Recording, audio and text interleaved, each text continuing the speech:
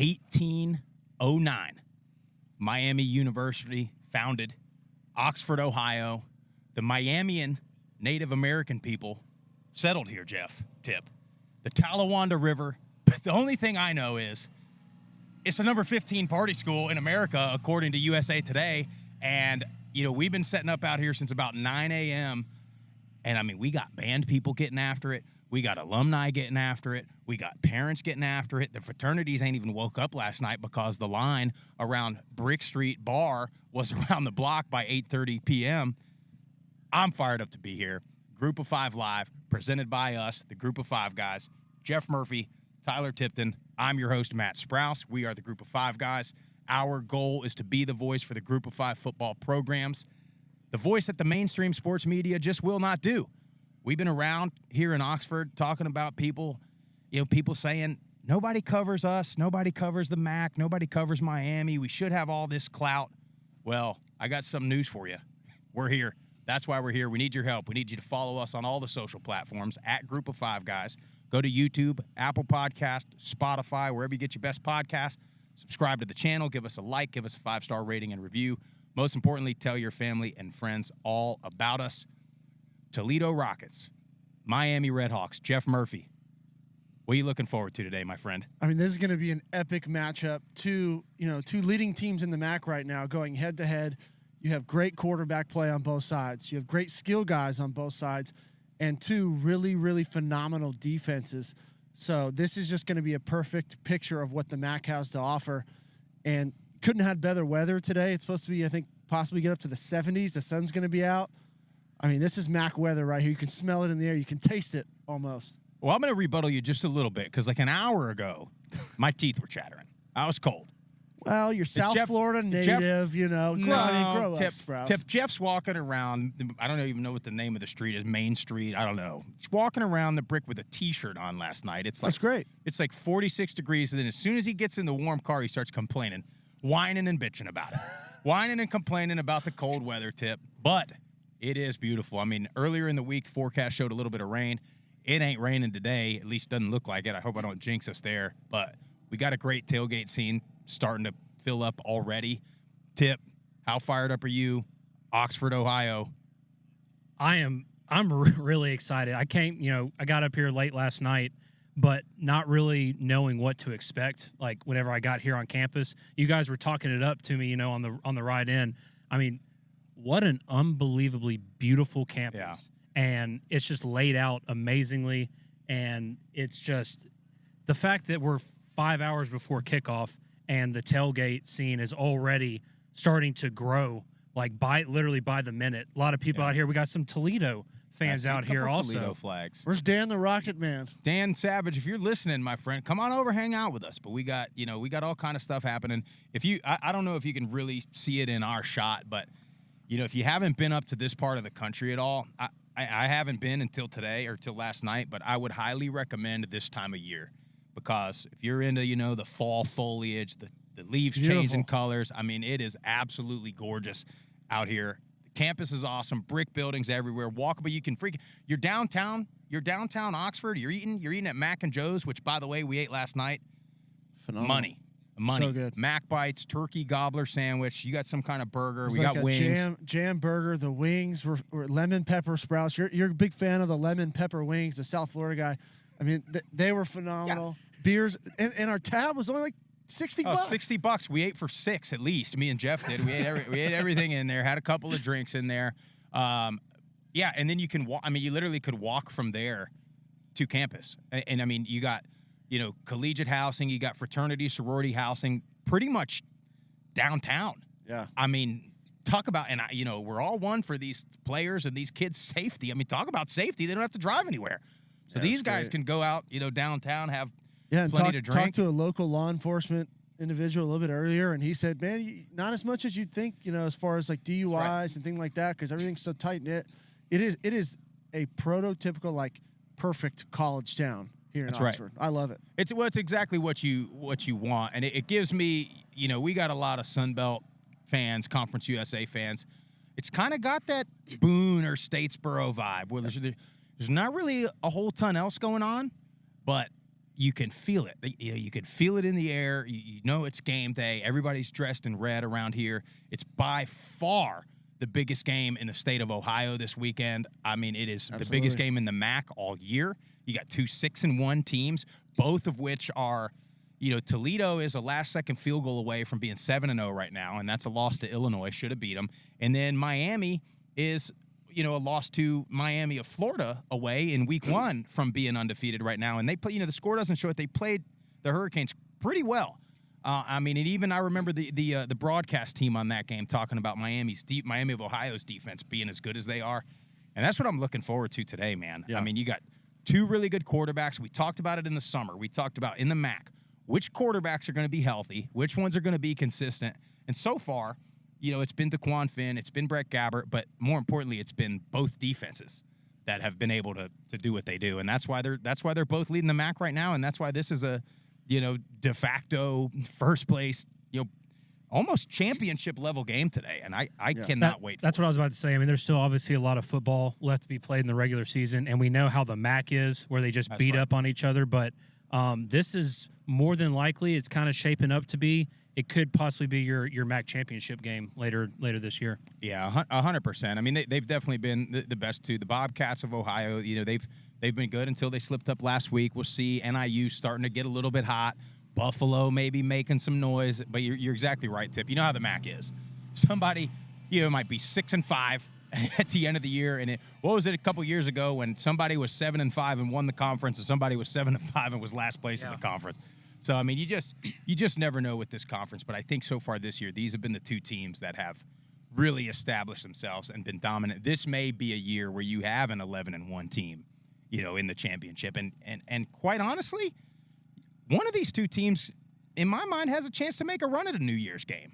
Absolutely. I mean, the MAC gets discredited, but the Sun Belt, James Madison's ineligible, so the rest of them are going to probably end up beating each other, if not just lose to James Madison. The Mountain West, Boise State's got the brand, but they're down a bit this year. Air Force looks really good, but now they got a quarterback that's hurt. Fresno State already has a loss. Conference USA, Liberty's sitting there, could go undefeated, but they're just getting crushed for their schedule. Yep. So, hey, man, why not? Why not Miami? Why not Toledo? Why not the MAC? Get some action around New Year's, huh? Absolutely. I mean, I know this. I know nobody would want to play them. I know nobody would want to play either of these defenses, either of these quarterbacks. That's exactly what I was going to say. These defenses and quarterbacks, and just the physicality that they play up in the MAC, a lot of teams do not want to see, either of these 2 teams, especially when you get towards the end of the season, when you get into bowl season. Well, and I just want to make a play, too, because I don't know what's going to come out of this expansion stuff, this playoff stuff. But if they put playoff games on campus in December, in January, and you had a conference champion, let me tell you something. I can promise you right now that nobody from Florida, Georgia, Alabama, Louisiana, Texas wants any part of this part of the country in an outdoor game on campus in December or January, because I don't. There's a reason we came now. Let me tell you something. There's a reason we came to this game and not anything later in the year, because it was going to be a little bit too cold for us. You know me, I'm a South Florida guy. Everybody knows it. But I am not dealing with anything much colder than this. I'm already in pants, a sweatshirt. I got a long sleeve. I got long johns on, a couple layers. I'm layered up. It's going to be 60, which is a little cold for me. But anyway, we had some football during the week. Tuesday, Wednesday, Thursday. It's been awesome, in my opinion. You're getting to watch 3 games every single night of the week, and you're really getting to pay attention to teams that don't normally get on TV. So I'm glad. It's good for people to see these guys, these talented players, these great coaches, showcasing their skills. Now, you could say what you want about it being Tuesday, the lack of crowd, player safety, etc. But tell me this: how often have you been able to watch New Mexico State on TV, or FIU on TV, or Sam Houston on TV? But you're getting to watch them every week now. No, it's great, and this was the whole idea, especially with Conference USA, getting these midweek games, was the extra exposure, not only the TV money, but the exposure, the brand exposure, specifically for these schools. And, it helps our mission, too. We started this thing to spread the awareness that there is good football going on in these conferences, and now people are getting to see it. Like the thriller between MTSU and Liberty, these other great games that we've seen the last couple of weeks. So it's just been awesome to watch football every single night of the week. Yeah. Can't ask for much more than that. Well, let's talk about some of those games. So Tuesday night, South Alabama tip. I mean, just abused Southern Miss. I mean, Southern Miss, guys, Hattiesburg. We had high expectations. We had high expectations for the Eagles, and they just are not. They are not good. No, unfortunately, they're not this year. You know, it's kind of looking like they need to look towards next year. But let's talk about this South Alabama team. No doubt. They are turning things around quickly, and this is, spoiler alert, this is probably going to be a team that's mentioned on Tuesday's podcast about a team to watch out for because, I mean, how do you know off the top of your head how many conference losses they have? Is it one? Just there you go. And you know who it is? James Madison. By right. a touchdown. Yeah. That's right. Yes. So they're turning things around at the right time. We're starting to go into conference play here. They have one conference loss in that wide open Sun Belt West division. So look out for this team. They are getting hot at the right time.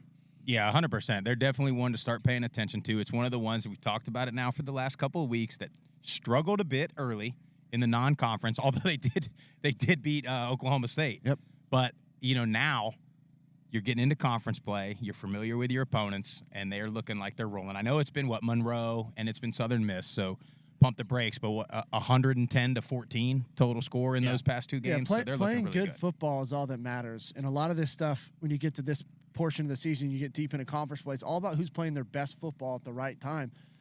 South Alabama looks like they're doing that. And I mentioned a receiver on Tuesday's podcast, Colin Lacey, another huge game, 9 catches, 103 yards last week. He's a stud. So it seems like the pieces are coming out. They're playing good football. And like you said, the Sun Belt's wide open. Still a lot of games left. Yeah, and let's talk Conference USA a little bit. Western Kentucky, a pretty disappointing performance against Jacksonville State. Now, Jacksonville State, I think, is the surprise team of the year, really. I mean, I think everybody kind of had an inkling that they would be good, but not at this level to where, they have the huge comeback against Middle. They just beat Western. I mean, you got Western Kentucky fans right now calling for the OC's head. They're calling for the quarterback to be benched. Guys, welcome to college football, man. This is what happens. You've gotten, I don't want to say they've gotten lucky, but you've gotten lucky with transfer portal quarterbacks and offensive coordinators year after year after year. And when you have this revolving door that all of these group of 5 fan bases are looking for, they want to fire the coach every time they don't win 10 games. This is what's going to happen. It's going to catch up to you at some point. You start losing in recruiting when you do that, and you're not going to hit on every single transfer. And I say all that to say, guys, you hit on Austin Reed, okay? He's a very good quarterback. He's one of the best quarterbacks in the country. So let's pump the brakes a little bit. You still control your own destiny because if you beat Liberty next week, you're in first place. So you'll both have one loss, and you'll have the head-to-head win over Liberty. Are we able to get those signs? Get those behind us. Bring them back here. Bring them back here, guys. Look at these guys. Phenomenal. This is unbelievable. Oh, this is great. I don't know where the camera is. You're Right in there. You're Right in there. it. It's right in front of you. Right there. Miami by 1 million. Miami by 1 million. Yeah, I mean, hey, it's a good pick. Look out for that here in about 30 minutes when we make our pick. We take your advice on that, pal. Yeah, but, for Western, you just pump the brakes a little bit. You're just fine. Hey, everybody's talking about Liberty's undefeated, but the schedule's soft. Well, Western, go beat them. And you can host the conference championship, theoretically, you with a head-to-head win. So Western, relax a little bit, and Jacksonville State's very good. And, speaking, you don't hear Jacksonville State complaining that they can't play for a conference championship, do you? No, they're not. They're just going out there winning ball games, taking care of business. Yeah. But you got to give credit to Jacksonville State. That's right. They're doing what they need to do. They don't panic when they get down in games. They just do what they have to do to get wins, and that's a credit to him and Rich Rod, and that's all 100%. Really you can ask for. Well, they just have the perfect recipe as well for these type of games. They have a great defense. They run the ball well, and they don't turn the ball over a lot, and they're well coached. So when you add all of that together, you see these comeback wins. They're just playing good ball. Even if they get behind early in games, they just keep doing what they know works, and it's eventually going to work if you just keep doing it. And that, I mentioned it in our Conference USA preview show. If any of these new teams are going to have success in the first year, this was the team to do it because of how well coached they are and the defense that they have. And, I mean, this is a team that, unfortunately they can't play in for the conference championship or a bowl game. But, I mean, you're looking at possibly, 8, 9, 10 win team right here. Yeah, 100%. And then you move on to Liberty. What a thrilling game with Middle. And Jeff, I think you called that because Middle tends to play up or play down, unfortunately for them. 42-35 really came down to the last possession when Middle, for some reason, ran an underneath route on 4th and 9.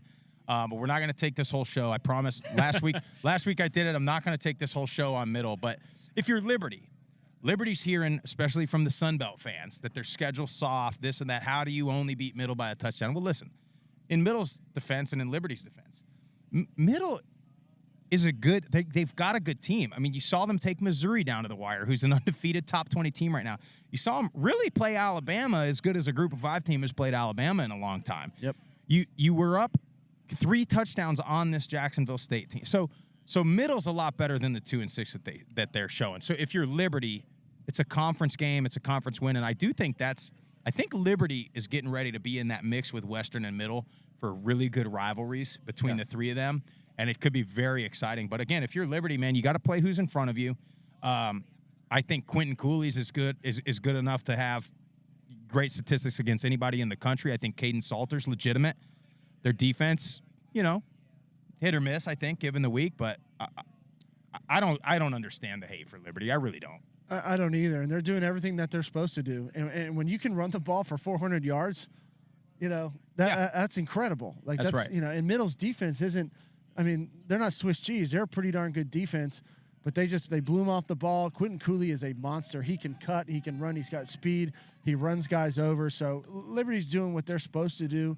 We talked about it in the pregame show or the preview of the Conference USA when we did it before the season. And we said they're going to be one of the top teams. Yeah. And Jamie Chadwell's got this offense running really, really well. And Salters, for the most part, is protecting the ball. So other than that, they're just doing what they got to do. I will say the one thing with Liberty, though, and this is because we know MTSU has a lot of speed on the outside on offense. Their secondary kind of got just a little bit exposed in this game. And you could tell early and throughout the whole game, for that matter, MTSU was taking the deep shots when they could. Yeah. They were using their athletes out in space. And that was something where you had the simple quick out route or bubble route or a screen, and all of a sudden the MTSU receivers taking it to the house. So that is one thing I would say that is something that Liberty on defense at least needs to improve on. I don't know if you've heard of them, but I know of a quarterback-wide receiver combo that can get downfield quite quickly. So look out next week. I think that's going to be a great game. Absolutely. Offensive showdown, I think, Western and Liberty. With Western Kentucky wearing the Big Red position group helmets. I like them. I think they're pretty cool. I think it's a pretty cool. Again, it's something different. And look, Twitter's exploding right now about Western Kentucky football.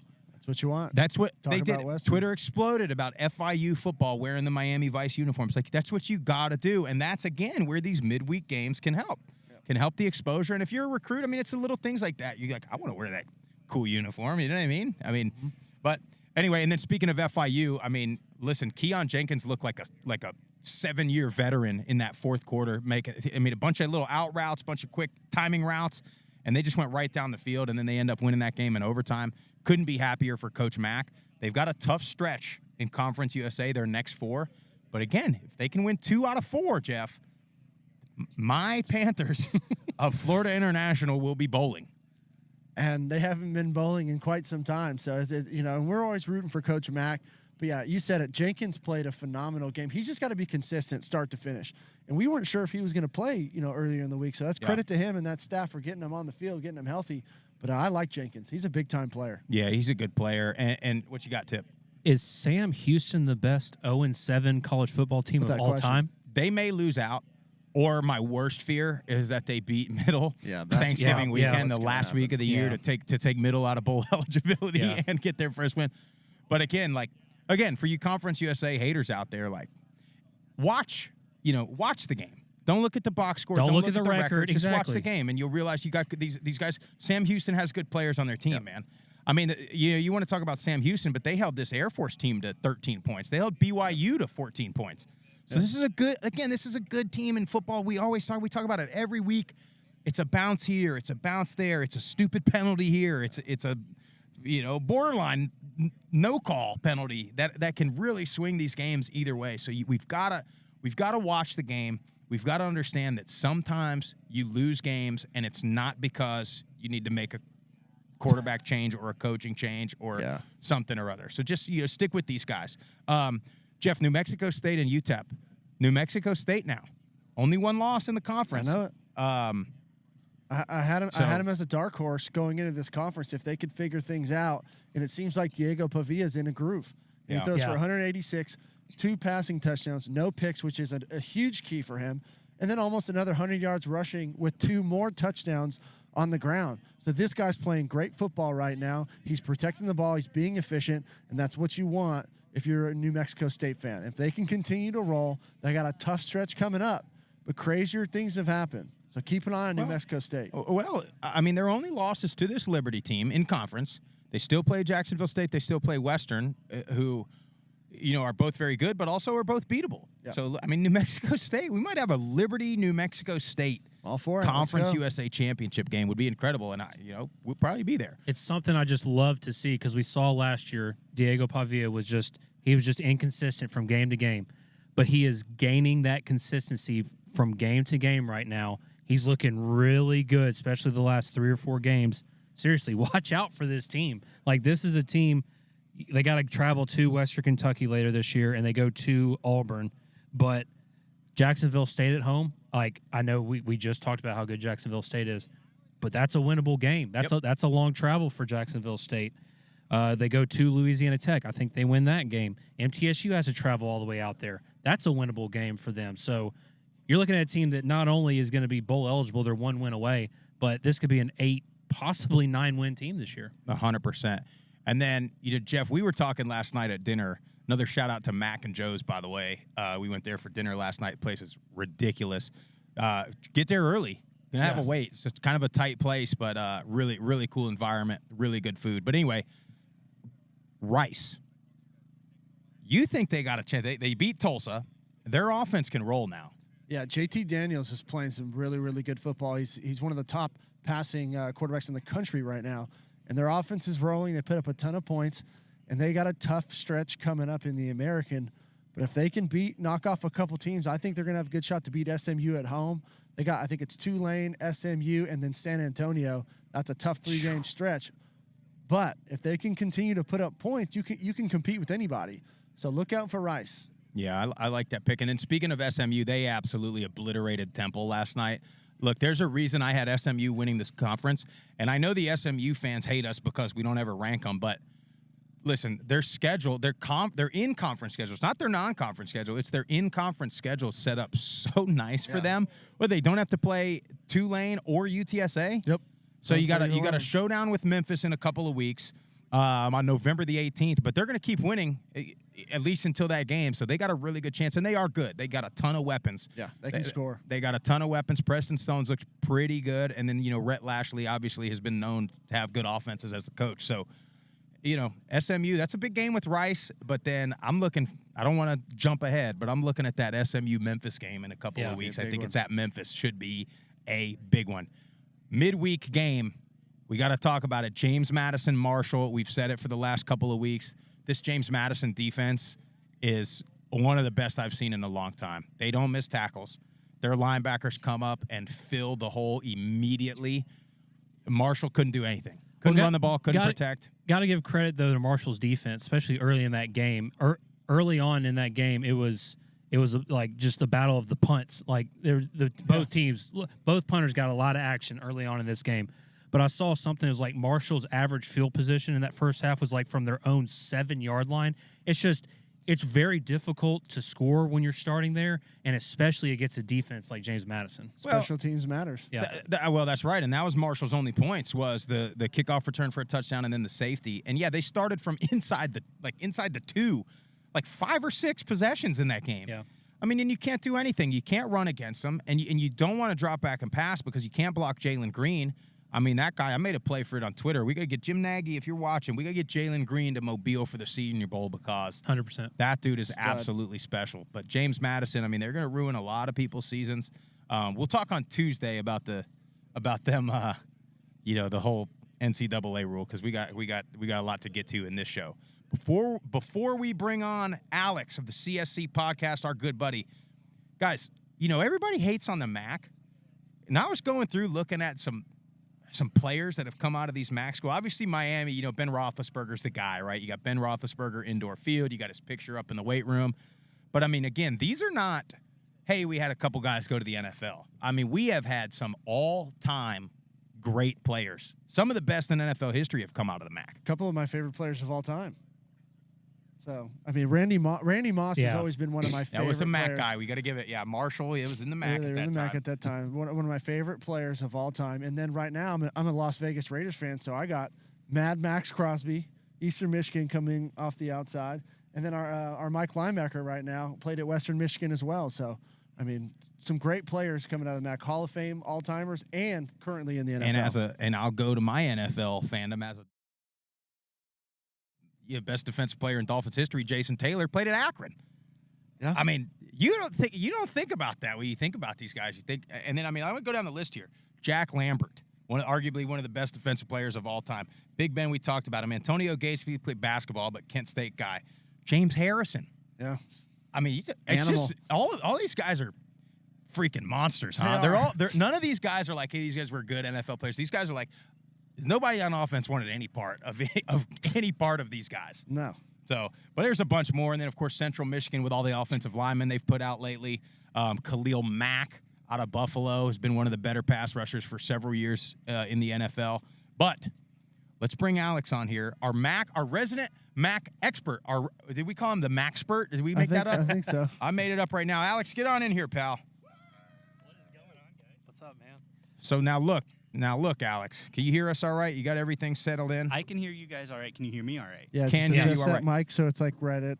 That's there we You go. can bend it down, do There we whatever go. you need. I saw you getting fired up as we're talking about these all-time great NFL players. You mentioned a few, and I do have to correct you on one. Oh, no. Jack Lambert is the greatest defensive player in NFL history. So let's talk about that. That would have been bad if he went somewhere completely different. Yeah.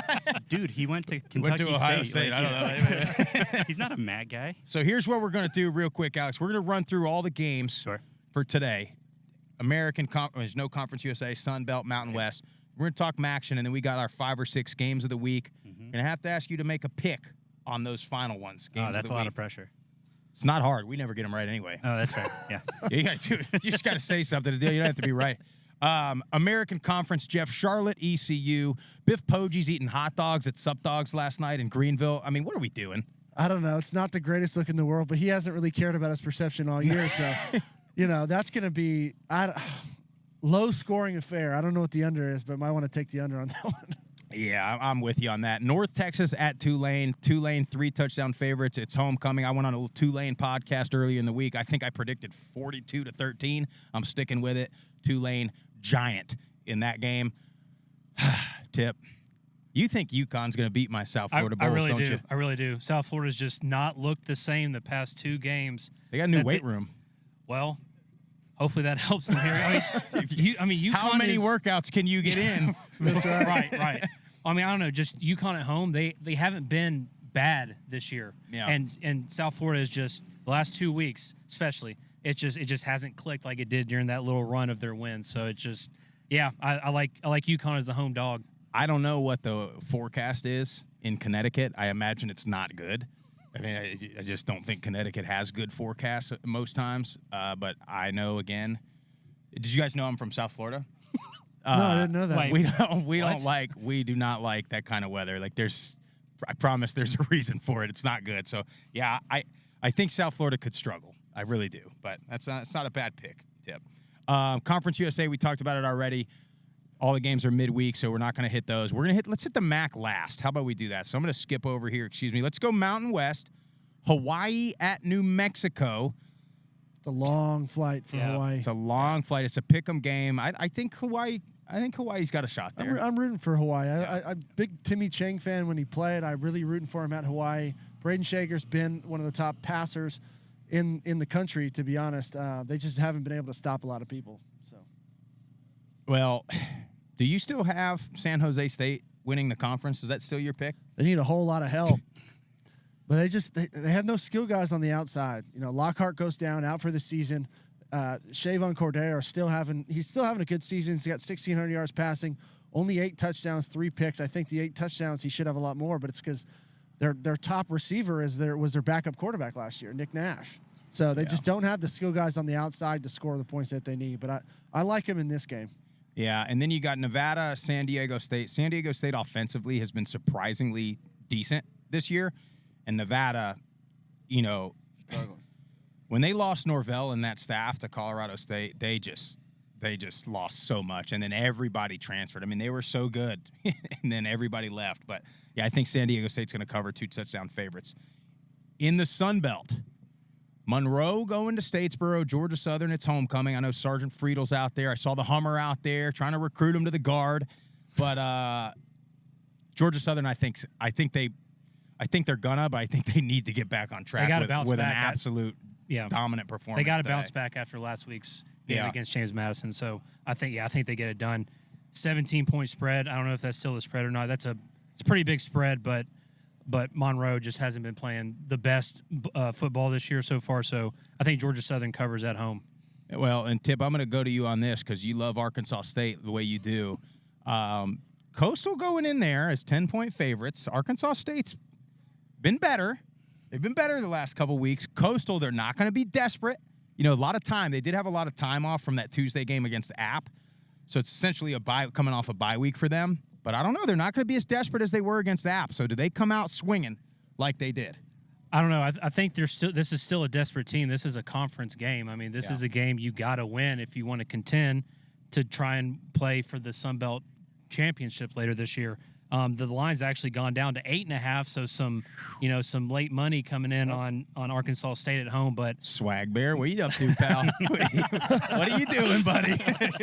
But no, I think just watching Coastal play last week, at App State, that environment didn't bother them. It didn't seem like that's the best the offense has looked all year this season so far. So I think Coastal Carolina goes in there and gets it done.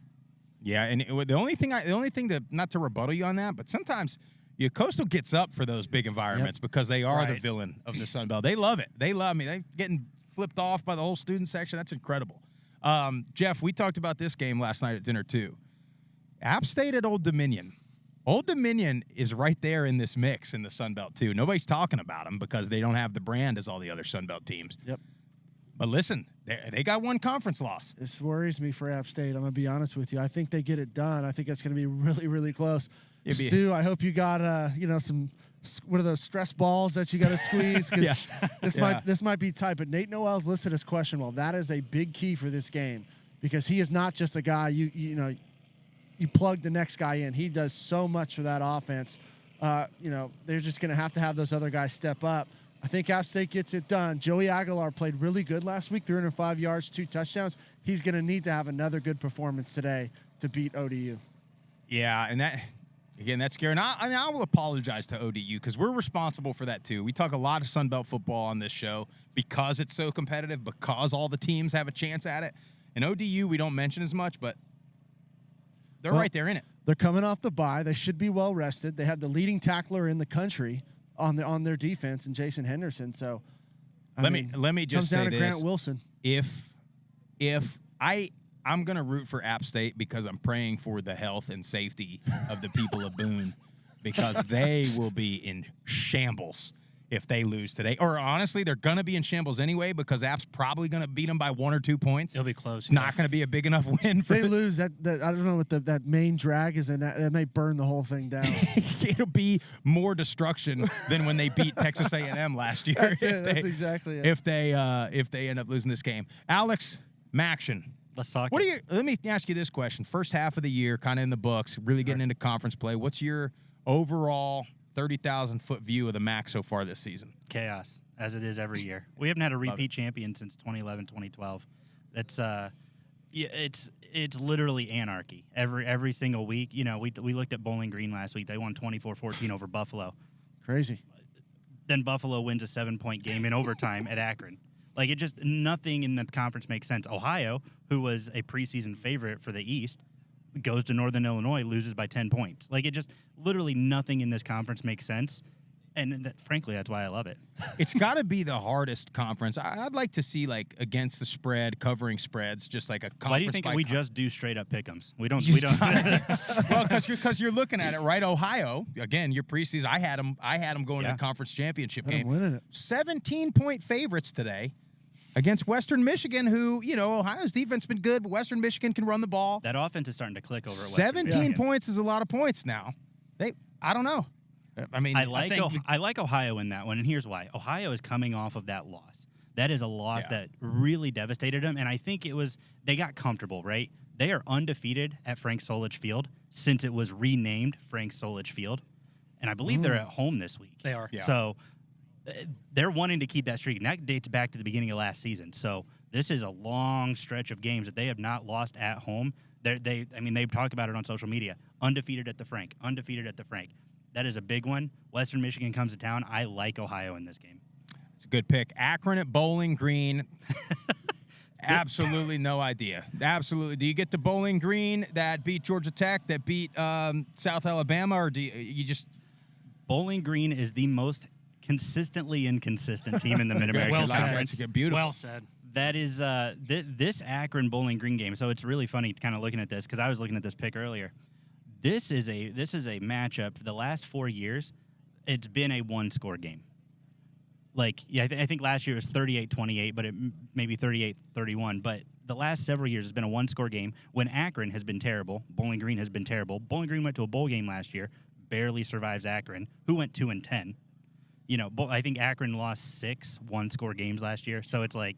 So what you're telling me is Akron at plus 7.5 is an absolute lock. Listen, that's if I'm betting that, You heard it here first, Alex. I'm Scheer, taking them. CSC Podcast. Akron plus 7.5. Lock it in. Lock in the down. Hey, that means Bowling Green can win by 3. I want to be clear on this. Yeah, very, very true. Central Michigan at Ball State. I don't have anything on it. Give me Central. Yeah. I mean, Ball State. That everybody looks at that Toledo game last week. If you look at the elements of the Toledo game last week, you had to rely on Penny Boone to win that game. Yeah. You couldn't. Nobody was throwing. Peyton Manning couldn't throw in that last week. Let's just be honest. And so I really like Central Michigan in that game. Central Michigan's got a much better quarterback. Jace Bauer has looked excellent this year. I really like what he's doing. Jim McElwain has done an excellent job getting that team prepped. Central Michigan's starting to click. Things are moving the right way. I mean, that South Alabama win, I think, was a huge turning point for them this year. How long has McElwain been there? I think this is year 8. So what you're telling me is Don't ask him about Florida. Well, sometimes you can stick with a coach through a couple of down years, and then maybe it finally clicks. Funny and how then that works, right? Wild. Yeah. Interesting. Hey, anyway, Eastern Michigan in DeKalb at NIU. I said it on Tuesday, guys. NIU, struggled early. Mm-hmm. It's all about when Started you're running playing the ball. Lombardi quit turning it over a little bit. And they're red hot. Now, again, 2 touchdown favorites today. I don't know about all that. But look out for NIU. They're starting to click now as we get into conference In play. Justin Lynch, we trust. The brother of former Heisman candidate Jordan Lynch. The GOAT of NIU quarterback room. So you like NIU? I like NIU. I don't think it'll be that big of a spread. I do think Eastern Michigan is a really good defense. They have struggled to figure it out on offense this year. Samson Evans, he's disappeared. Austin Smith has had really great moments, and then moments where you're like, why are you playing quarterback? Just to be frank. But I really like NIU, but I don't like the points. I like NIU, but I don't like the points. Jeff, we talked about Buffalo yesterday, too. Cole Snyder just – what's funny is I talked about it preseason a little bit as him being one of the – you got Finn, you got Gabbert, you got Rourke, and then Cole Snyder kind of getting overlooked a little bit. But then Buffalo started so slow, so we never started talking about him. But now, Buffalo's won a couple games, and Cole Snyder's quietly right at the top. Mm-hmm. Yeah, he's the second leading passer in yards in the MAC right now, and they need to stick with him. Ron Cook Jr. is a good running back. They can't just completely abandon the run. I mean, they should get this done, all right, against Kent State. I mean, you would hope so. I know it's on the road, but this is a game you got to have. You got to win. You're still hanging around. There's still a lot of things that can happen in the MAC. So Buffalo, take care of business. And it starts with Cole Snyder. I like it. I like that pick. Buffalo I had as a dark horse in this conference. I'm taking Buffalo as well. Tip, what do you think? Sorry, this is not a game of the week, so I'm just throwing this at you right now. No. Go Kent State. Do it, No, baby. I think Jack Lambert. no, I think Buffalo definitely wins this game. Yeah, I like Buffalo in this one. UB Horns, baby. Did I say earlier that Bowling Green beat South Alabama? Did I say that? I said somebody beat them, and I don't. Yeah, I think you did say. I think you did say, yeah, you said Georgia Tech and South Alabama. I don't know anything. I just about kind of looked at you, but I don't know you anything ignored about me. football. So. God, rough Hey, start. from South Florida, It's a rough you know, start. you don't- Well, the weather, it's 65 right now, so it's got me a little getting to chilly. you. I'm getting a little bit confused. I was gonna say, I noticed you're all in hoodies, and Buddy, I just, didn't bring anything else. I just wanted to Listen, you know, I wore show that off. I You should wore have a seen me freaking. last night. I had a shirt on, walking around downtown Oxford, Ohio. With There Jeff, you go. you got to understand something about Jeff. The guy is so superficial. I mean, he's got veins popping out of his biceps. He's walking through, Oxford, Joe Cool. And then he's complaining about the weather, so I don't understand it. Games of the week, we got some massive games this week. They could go either way. We're going to start off in the Sun Belt. Georgia State at Louisiana. I'm going to tell you this, man. Give me the road dogs. Georgia State, to me, is red hot. They're the most physical team to me in the Sun Belt. And to be honest, I think they're the only hope we have left to beat James Madison later in the year. But I just don't quite trust Louisiana just yet. I think Darren Granger's the real deal. I mean, he's got it clicking this year. I think Georgia State wins. Louisiana's 3-point favorites at home, but I like the road dog money line on this game, Jeff.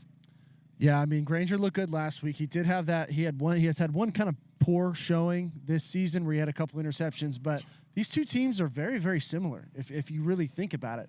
You got two great ground games on both sides. Both play pretty good defense. Georgia State, they get a few more turnovers than Louisiana has this year, but you know what? I haven't picked Louisiana. I don't think I have either. And Terry Johnson, he believes in his Lord and Savior, Zion Chris. So I'm going to ride with my boy Terry Johnson, and I think the Cajuns get it done at home with about 20 screaming Cajun fans. No, listen, I think they're going to start They piss filling off up. their whole student body. No, listen, I think there's nothing more, as wild as the East is in the Sun Belt, I'm hoping for the Cajuns to kind of step out of this West because you guys know I want nothing more than to go down to Lafayette the weekend after Thanksgiving. We got boudin, we got jambalaya with the roux left over from the deep fried turkey from Thanksgiving, Jeff. I mean, it's unbelievable. Tip, who you picking in this game? If Louisiana's defense can stop Darren Granger running the ball, I think that can lead them to winning this game. Louisiana had a bye week last week, so they got that extra rest after that huge win at home against Texas State.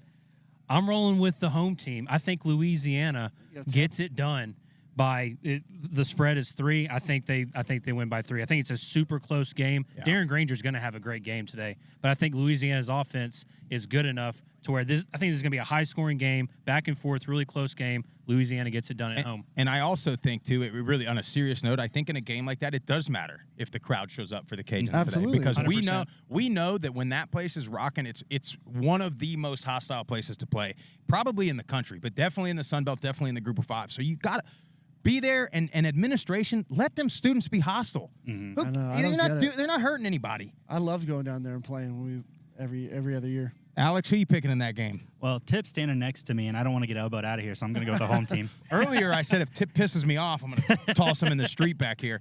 Colorado State at UNLV. UNLV, again, another dark horse. I checked our dark horses. I am absolutely rolling in my dark horses. Now, my championship picks, not so much, but my dark horses are all looking really good. But UNLV at home versus Colorado State. Colorado State, they finally started scoring a bunch of points. They can't finish, in my mind, Jeff. But what do you think here? No, I love the matchup. This is one of our picks of the week betting-wise on the over. Take the over in this game. But, I mean, you got two great offenses right now that are scoring a ton of points. Braden Fowler Nicolosi is 9th in the country in passing yards. He's done a great job in Matt Mummy's offense. And then on the flip side, you got the 9th-ranked rushing attack in the country by the Running Rebels. I like UNLV at home in this game. I don't know if they quite get the 8. It depends on what Colorado State defense shows up. But I'm taking the Rebels. Yeah, I like UNLV as well in this game. I just don't think Colorado State can finish. I say all that, but except for they came back from down 3 touchdowns. Yeah, that's a little different from finishing. Yeah, most of the time they're up early, and then they kind of – but anyway, Tip, what do you think?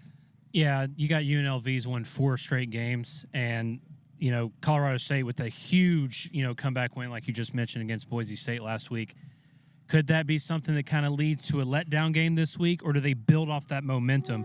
I think UNLV wins this game at home, but I'm picking Colorado State to cover. I like it. Alex? Let's keep the board clean. We'll go UNLV. I like Sweet. it. UTSA at FAU down in Boca Raton. I can tell you where it's not cold and windy, Jeff. Boca Raton, Florida, baby. Home of the Owls. This game is very interesting to me because if you would have told me a week ago, I would have been like, come on, man, UTSA big. I think UTSA is clicking a little bit. Frank Harris, that guy's got NIL deals all over the place. He's got pictures at restaurants with 20 waitresses in front of him, Jeff. The guy is the king of San Antonio. But then FAU goes and just absolutely obliterates my South Florida Bulls. So I don't know. I think there could be a lot of points in this game.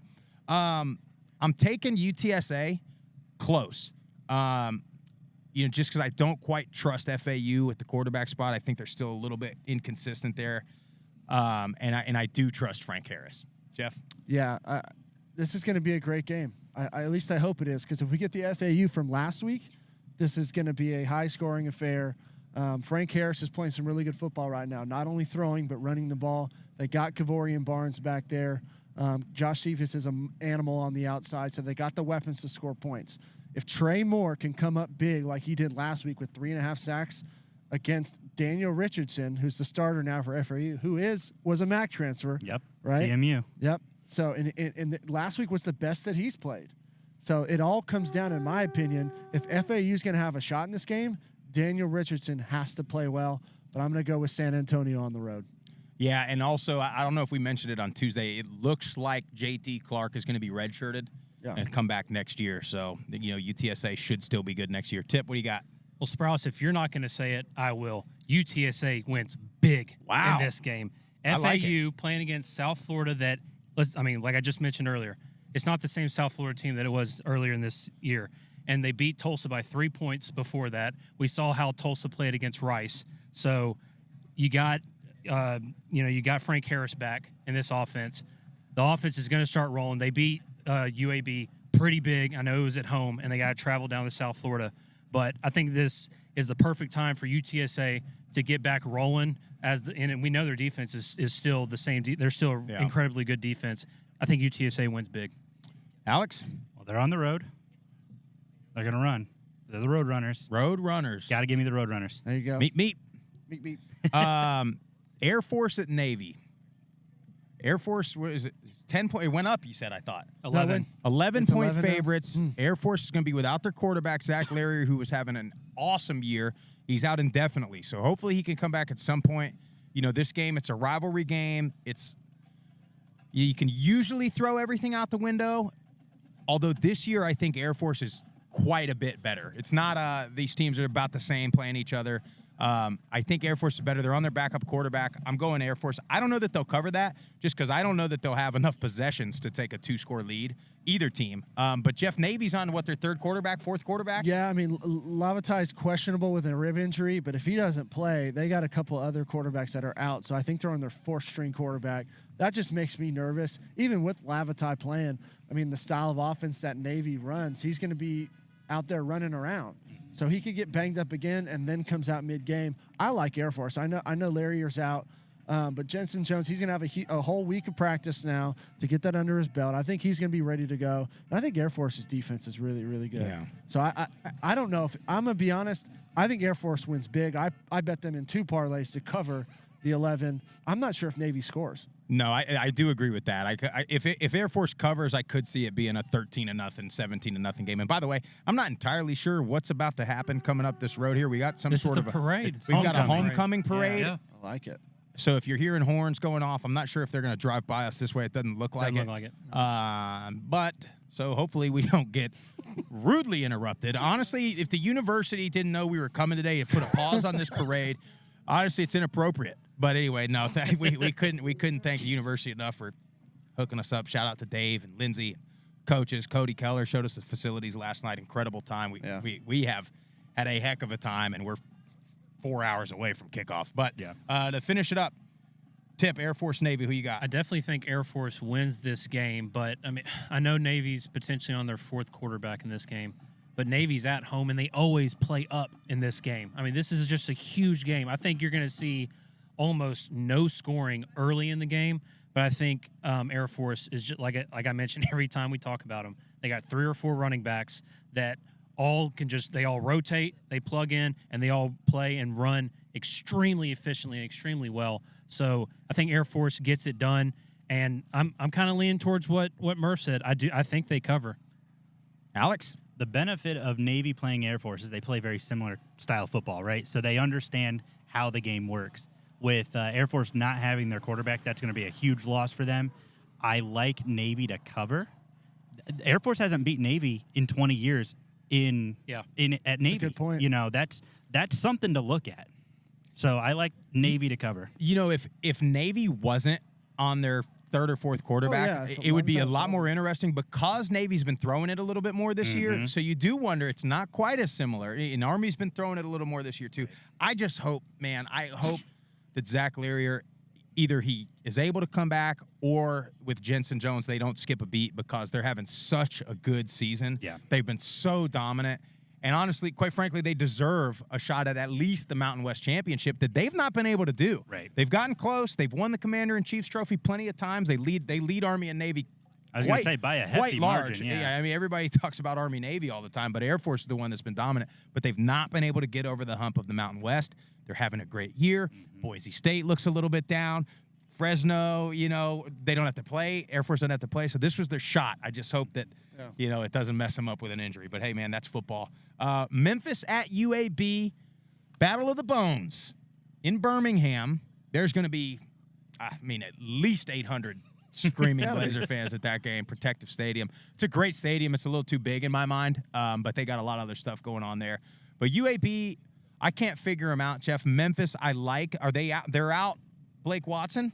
He's listed as questionable. I hadn't checked the injury report this morning, but if they don't have him, that's a huge blow to that offense. He is such a stud at running back.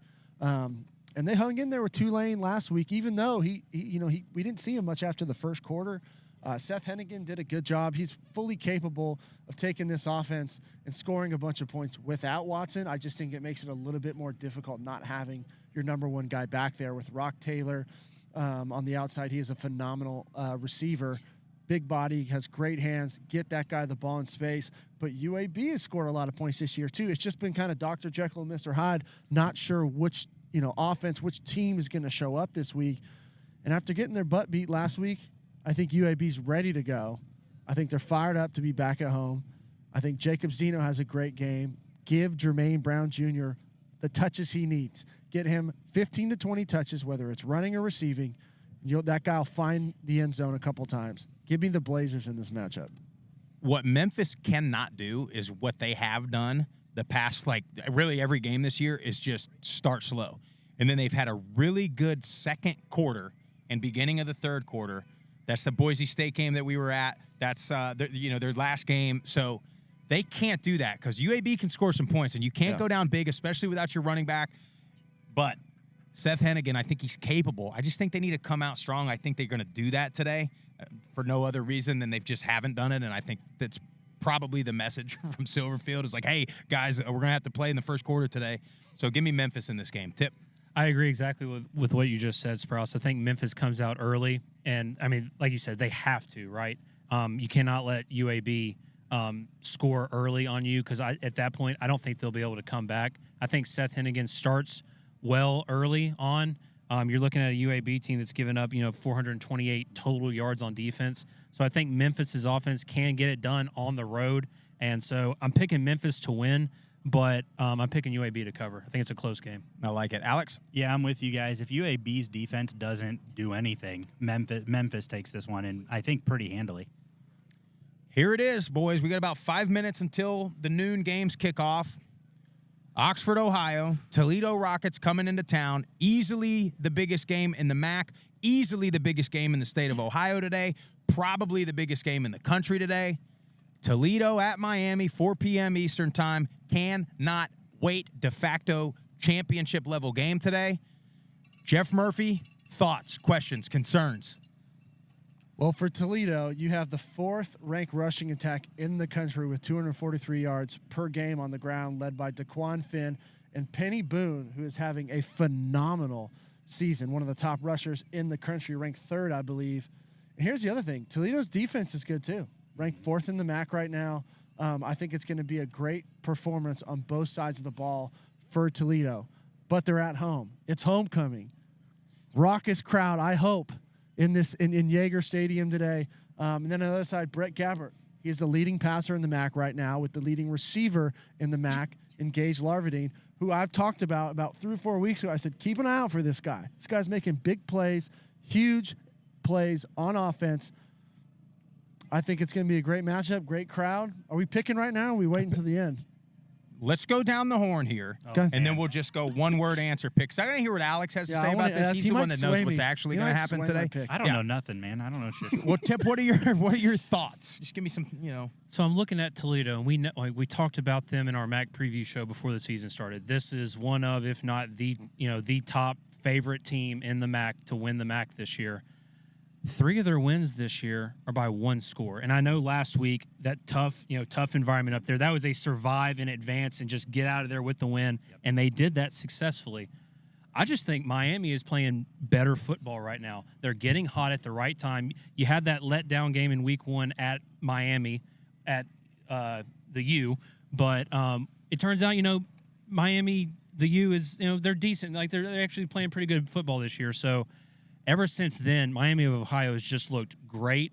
And they're also, they're at home. I expect a good home crowd, good environment.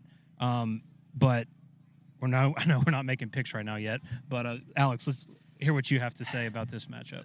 I'm excited about this matchup. You got DeQuan Finn, Brett Gabbert, 2 of the best quarterbacks in the conference, and really, 2 of the best quarterbacks in the country, I think. Agreed. This is a matchup that I think if we're at Toledo wins this one. This is one that is the home field will come into play. I really like what Miami's been doing. Their defense has really started to figure things out. The offense is starting to look really good. Toledo, you talked about kind of survive in advance. Toledo is notorious for playing down to opponents. This week, I think we find out, is Toledo an excellent team or are they just a very good team?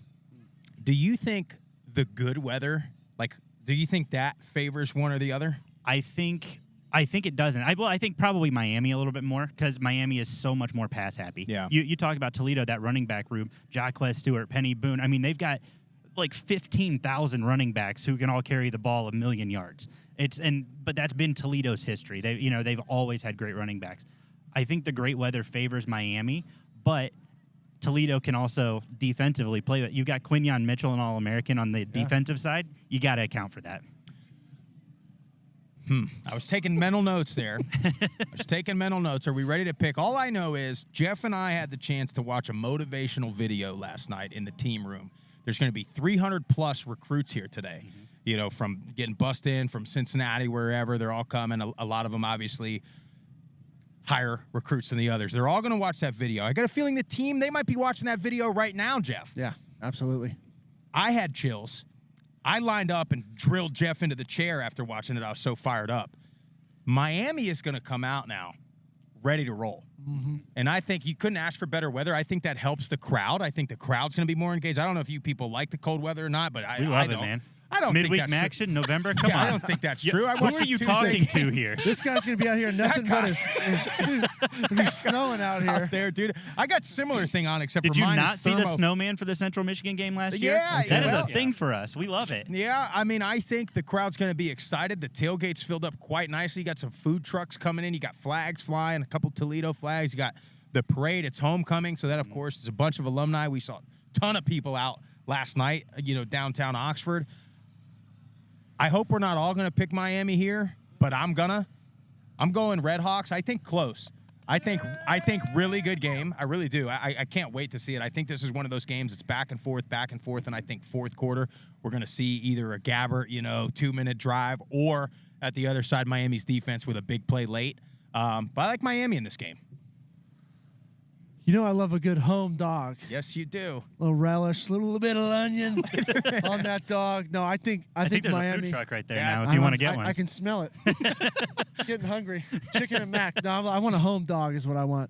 No, I think Brett Gabbert comes out and displays why he's the top quarterback in the MAC this season. I think he has something to prove after being hurt last year. And I want to see Larvadine in person. I think he's going to have some big plays down the field. So I think Miami wins Take Miami +2 if you want them. I'm taking a money line in my parlay. Home dog. Tip? Yeah, I'm just looking at, Toledo. I just go back to look at those 3 wins they have this year by 1 score. We'll go with 2 because just last week was just an outlier with the conditions. But I just look at that, and again, I just think Miami's playing better football right now, and I also love a good home dog. So I'm going Miami as well at home. Alex, here's the pick that actually it's now matters. I know, your man, this is tough. responsibility to not make all 4 of us look like idiots up here. So you got a lot on your plate. I know Three that's of us, this is a tough one. You talk about Gage, Quinion. That's the battle to watch. That's going to be to me that's the big battle. Everybody talks about the quarterbacks. Well, you got to who's the quarterback throwing to. Yep. That to me is where it matters. Does the Miami defense have enough to stop Penny Boone on the ground?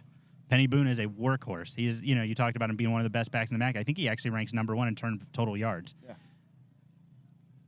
I love my Toledo Rockets, but I got 2 words.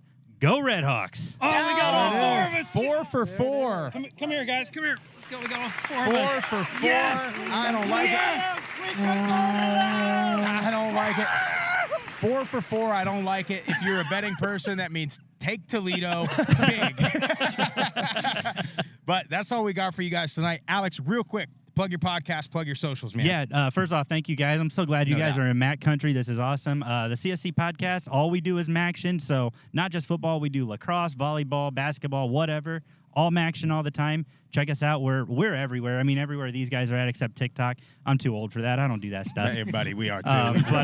But no, thank you guys for the opportunity. We're doing a live broadcast today. Fantastic. You guys find us over on YouTube at the CSC Podcast. We're going to be doing a pregame starting around 3:30 up in the booth. Really excited. Tune in. I've got Graham Giles is joining me today on the show since AJ can't be here. And we got some good stuff for you guys. Big time. Can't Thank wait. you for coming on, guys. If you did like the show, make sure you go to YouTube, Apple Podcasts, Spotify, subscribe to the channel. Tell your family and friends all about us. Leave us a 5-star rating and review. Leave a comment. Any of those clicks help the algorithm, as it's called. We need you to follow us on all the social platforms at Group of 5 Guys. We're doing a live show every Saturday morning. It should be your new pregame show. We're doing a live show every Tuesday night, recapping the games from the weekend. We love it. Hope you guys enjoy all day. Great day of college football. We'll catch y'all on Tuesday night.